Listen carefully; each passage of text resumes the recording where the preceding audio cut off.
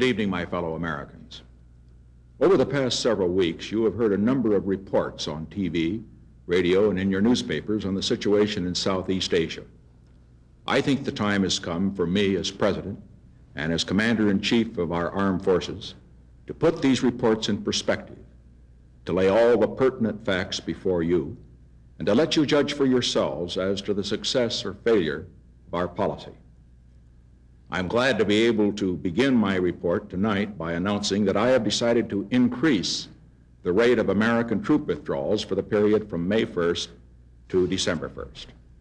Before going into details, I would like to review briefly what I found when I came into office, the progress we have made to date in reducing American forces, and the reason why I am able to announce a stepped-up withdrawal without jeopardizing our remaining forces in Vietnam and without endangering our ultimate goal of ending American involvement in a way which will increase the chances for a lasting peace in the Pacific and in the world. When I left Washington in January of 1961, after serving 8 years as Vice President under President Eisenhower, there were no American combat forces in Vietnam. No Americans had died in combat in Vietnam. When I returned to Washington as President 8 years later, there were 540,000 American troops in Vietnam. 31,000 had died there. 300 Americans were being lost every week. And there was no comprehensive plan to end the United States' involvement in the war. I implemented a plan to train and equip the South Vietnamese to withdraw American forces and to end American involvement in the war just as soon as the South Vietnamese had developed the capacity to defend their country against communist aggression. Now, on this chart on my right, you can see how our plan has succeeded. In June of 1969, I announced a withdrawal of 25,000 men. In September, 40,000. December, 50,000. April of 1970, 150,000. By the 1st of next month, May 1st, we will have brought home more than 265,000 Americans, almost half of the troops in Vietnam when I took office. Now, another indication of the progress we have made is in reducing American casualties. Casualties were 5 times as great in the first 3 months of 1969 as they were in the first 3 months of this year, 1971. South Vietnamese casualties have also dropped significantly in the past 2 years. 1 American dying in combat is 1 too many.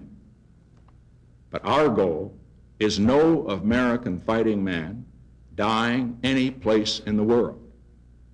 Every decision I have made in the past and every decision I make in the future will have the purpose of achieving that goal. Now let me review now 2 decisions I have made which have contributed to the achievements of our goals in Vietnam that you've seen on this chart. The first was the destruction of enemy bases in Cambodia. You'll recall that at the time of that decision, many expressed fears that we had widened the war, that our casualties would increase, that our troop withdrawal program would be delayed. Now, I don't question the sincerity of those who express these fears, but we can see now they were wrong. American troops were out of Cambodia in 60 days, just as I pledged they would be. American casualties did not rise, they were cut in half. American troop withdrawals were not halted or delayed, they continued at an accelerated pace. Now let us turn to the Laotian operation. As you know, this was undertaken by South Vietnamese ground forces with American air support against North Vietnamese troops which had been using Laotian territory for 6 years to attack American forces and Allied forces in South Vietnam. Since the completion of that operation, there's been a great deal of understandable speculation, just as there was after Cambodia, whether or not it was a success or a failure, a victory or a defeat. But as in Cambodia, what is important is not the instant analysis of the moment, but what happens in the future. Did the Laotian operation contribute to the goals we sought? I've just completed my assessment of that operation, and here are my conclusions. First, the South Vietnamese demonstrated that without American advisors, they could fight effectively against the very best troops North Vietnam could put in the field. Second, the South Vietnamese suffered heavy casualties. But by every conservative estimate, the casualties suffered by the enemy were far heavier. Third, and most important, the disruption of enemy supply lines, the consumption of ammunition and arms in the battle, has been even more damaging to the capability of the North Vietnamese to sustain major offensives in South Vietnam than were the operations in Cambodia 10 months ago. Consequently, tonight, I can report that Vietnamization has succeeded. Because of the increased strength of the South Vietnamese, because of the success of the Cambodian operation, because of the achievements of the South Vietnamese operation in Laos, I am announcing an increase in the rate of American withdrawals. Between May 1 and December 1 of this year, 100,000 more American troops will be brought home from South Vietnam. This will bring the total number of American troops withdrawn from South Vietnam to 365,000. Now that's over 2/3 of the number who were there when I came into office, as you can see from this chart on my left. The government of South Vietnam fully supports the decision I've just announced. Now let's look at the future. As you can see from the progress we have made to date and by this announcement tonight, the American involvement in Vietnam is coming to an end. The day the South Vietnamese can take over their own defense is in sight. Our goal is a total American withdrawal from Vietnam. We can and we will reach that goal through our program of Vietnamization if necessary. But we would infinitely prefer to reach it even sooner through negotiations. I'm sure most of you will recall that on October 7th of last year in a national TV broadcast, I proposed an immediate ceasefire throughout Indochina, the immediate release of all prisoners of war in the Indochina area, an all-Indochina peace conference, the complete withdrawal of all outside forces, and a political settlement. Tonight, I again call on Hanoi to engage in serious negotiations to speed the end of this war. I especially call on Hanoi to agree to the immediate and unconditional release of all prisoners of war throughout Indochina. It is time for Hanoi to end the barbaric use of our prisoners as negotiating pawns and to join us in a humane act that will free their men as well as ours. Let me turn now to a proposal which at first glance has a great deal of popular appeal. If our goal is a total withdrawal of all our forces, why don't I announce a date now for ending our involvement? Well, the difficulty in making such an announcement to the American people is that I would also be making that announcement to the enemy. And it would serve the enemy's purpose and not our own. If the United States should announce that we will quit, regardless of what the enemy does, we would have thrown away our principal bargaining counter to win the release of American prisoners of war. We would remove the enemy's strongest incentive to end the war sooner by negotiation. And we will have given enemy commanders the exact information they need to marshal their attacks against our remaining forces at their most vulnerable time. The issue very simply is this: shall we leave Vietnam in a way that by our own actions consciously turns the country over to the communists? Or shall we leave in a way that gives the South Vietnamese a reasonable chance to survive as a free people? My plan will end American involvement in a way that would provide that chance. And the other plan would end it precipitately and give victory to the communists. In a deeper sense, we have the choice of ending our involvement in this war on a note of despair or on a note of hope. I believe, as Thomas Jefferson did, that Americans will always choose hope over despair. We have it in our power to leave Vietnam in a way that offers a brave people a realistic hope of freedom.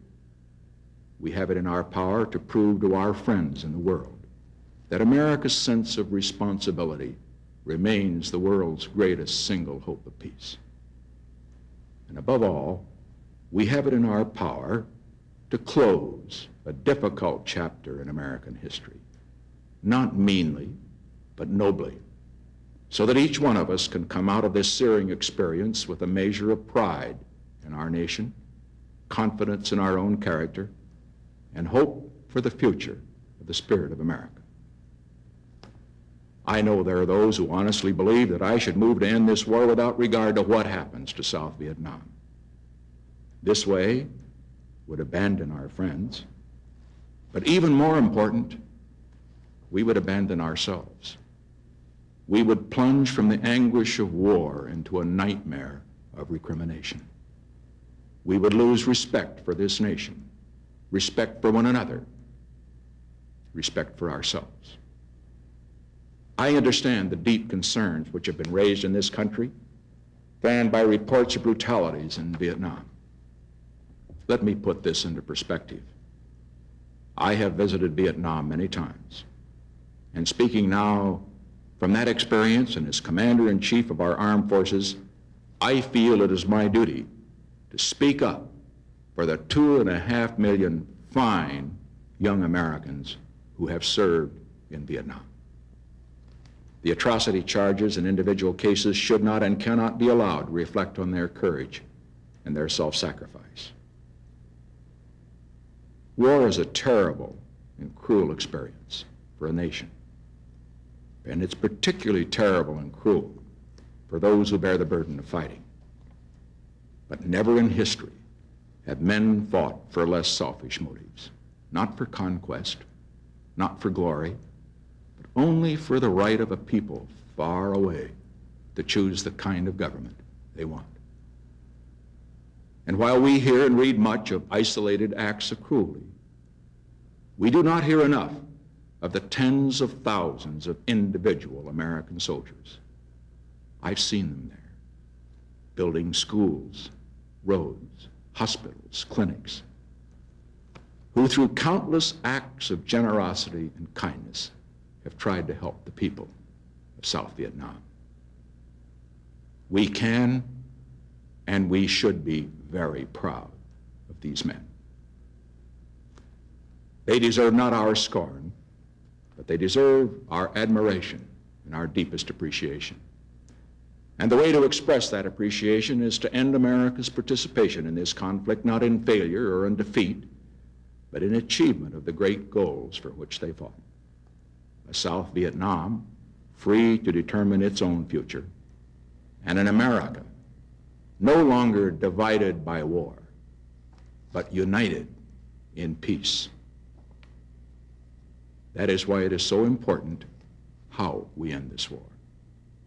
By our decision, we will demonstrate the kind of people we are, and the kind of country we will become.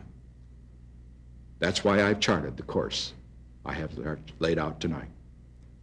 To end this war, but end it in a way that will strengthen trust for America around the world, not undermine it. In a way that will redeem the sacrifices that have been made, not insult them. In a way that will heal this nation, not tear it apart. I can assure you tonight, with confidence, that American involvement in this war is coming to an end. But can you believe this? I understand why this question is raised by many very honest and sincere people. Because many times in the past, in this long and difficult war, actions have been announced from Washington which were supposed to lead to a reduction of American involvement in Vietnam. And over, these actions resulted in more Americans going to Vietnam and more casualties in Vietnam. Tonight, I do not ask you to take what I say on faith. Look at the record.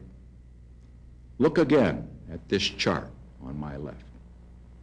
Every action taken by this administration Every decision made has accomplished what I said it would accomplish. They have reduced American involvement. They have drastically reduced our casualties. In my campaign for the presidency, I pledged to end American involvement in this war. I am keeping that pledge. And I expect to be held accountable by the American people if I fail.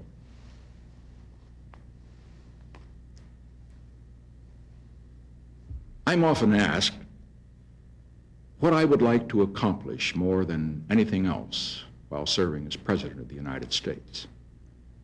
And I always give the same answer: to bring peace, peace abroad, peace at home for America.